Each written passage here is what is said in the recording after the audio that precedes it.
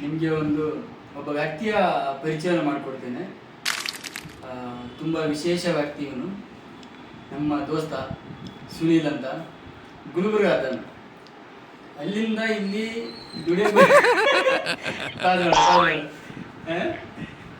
ಬಂದಿರೋಂಥ ಮನುಷ್ಯ. ಮೊದಲೆಲ್ಲ ತುಂಬ 2023ರಲ್ಲಿ ದೌಲತ್ತಿಂದ ಮೆರೆದಿರುವಂಥ ಮನುಷ್ಯ ಇವಾಗ ಯಾವ ರೀತಿ ಬೀದಿಗೆ ಬಂದಿದ್ದಾನೆ, ಯಾವ ಕಾರಣಕ್ಕಾಗಿ ಬೀದಿಗೆ ಬಂದಿದ್ದಾನೆ ನೋಡಿ.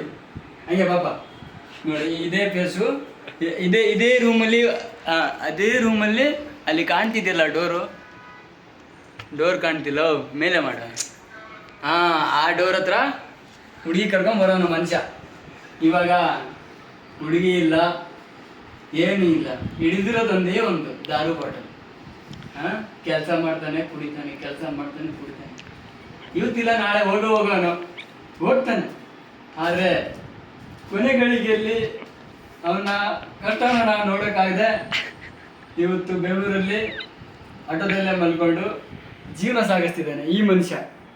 ಇವತ್ತು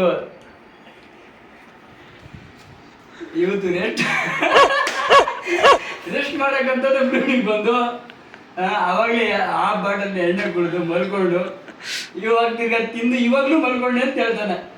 ಯಾವ್ದಾದ್ರು ಫೀಲಿಂಗ್ಸ್ ಆಗಿಸಿದ್ರೆ ಇವಾಗಲೂ ಹೇಳ್ತಾನೆ ಹುಡುಗಿ ನನಗೆ ಬರ್ತಿದೆ ಅಂತ. ಹುಡುಗಿ ಹೋಗಿ ಮದುವೆ ಆಗಿ ಮಕ್ಕಳ ಹಿಂಗೆ ತಗೊಬಂದು ಇವ್ನ ಕೈ ಕೊಟ್ಟು ಆಯಿತು.